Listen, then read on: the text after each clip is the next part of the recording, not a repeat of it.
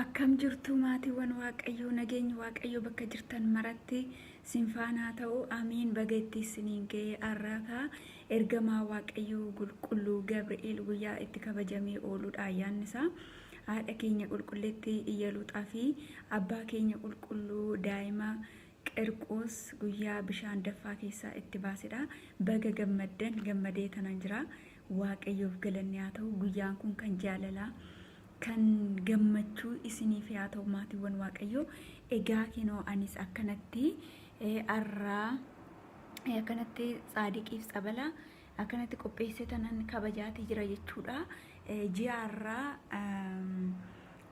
guyyaa akka ji'a arraa akkan kabajuuf akkanatti akkan kabajuuf waaqayyo kadhachaa tanan ture guyyaa kana ga'eeto waaqayyoof wanta dadhabamuuf hin jiru kinoo jiini darbeeto ji'a kanaan ga'eera nu ga'eera waaqayyo ji'a kana ga'eeto anis kinoo akkanatti saadiqii tolchee tanan kabajaa tanan jira ayyaana isaa jechuudha. Otoon biyya raadhee waggaa kanaas sa'aatiin natti barfate mana Gabri'eel deemi tanan taabota baasa jedhee tanan jarjaraa ture jechuudha.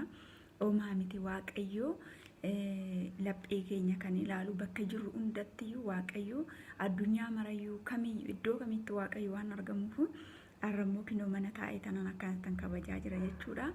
Waaqayyo biyya anbaa kanatti kan nu yaadate biyya gandaa kanattu ammanaa maqaa isaa akka galateeffannu akka yaadannoo isaatu goonu kan nu eeyyameef waaqayyoof galanni haa ta'u maatiiwwan waaqayyo baga geessan ergamaa waaqayyo Gabri'eel qulqulluu misiraachoo sinaa dhageessisu anis baay'ee gammadee tanan jira. Guyyaa dheengaddaa siiliin Gabri'eel ergamaa Gabri'eel kan biyya fagootii naaf dhufeera qe'ee koo naa seenee jira kinoo gammachuudhaan jira baay'een gammadeetu jira. Gabri'eel sirrittan kabajaa sirrittan jaaladha. Innis akka cubbamuu ta'uu kiyya otoo hin ilaalin arjummaa isaatiin na qarqaaree jira. Yeruma maraa waaqayyoorraa araara nuuf kadhata jechuudha. Baga geessanii waggaa har'aatiin immoo nu ga'ee akka kabajnu nu haa taasisu. Nagaan naa turaadha. Viidiyoo kiyyaarraaf asirrattan xumura. Ayyaanni kan jaalalaa kan gammachuu isiniif haa ta'u ergamaa waaqayyoo iddoo jirtan maratti misiraachoo gammachuu isin haa dhageessisu. Waggaa har'aatiin nu haa ga'u. Nagaan naa turaadha. Baga geessan irra deebi'eetu ani kinoo gammadee tanan jira. Waaqayyo galanni haa ga'u.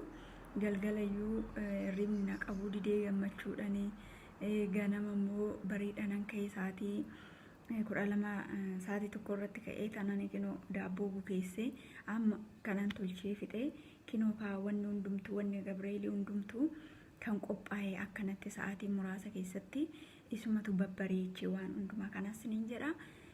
Kanaafuu ani gammadee tanan jira isinis gammachuu sinaa dhageessisu gammadaadha. Yeruma marayyuu abbaa keenya qulqulluu Gabri'eel kadhadhaadha waaqayyo duratti inni kan yeroo hundumaa kan dhaabbatudha jechuudha. Araaraaf nagaa jaalala waaqayyo irraa kan nuuf kadhatudha. Ammas waaqayyo dhugaa jaalala ergamaa qulqulluu Gabri'eel kana nuuf haa baayisu. Yeruma hunda kan isa fuuldura dhaabbatu Gabri'eelidhaaf jedhee qulqulloota isaatiif jedhee waaqayyo nageenya biyya keenyaaf nuuf haa kennu.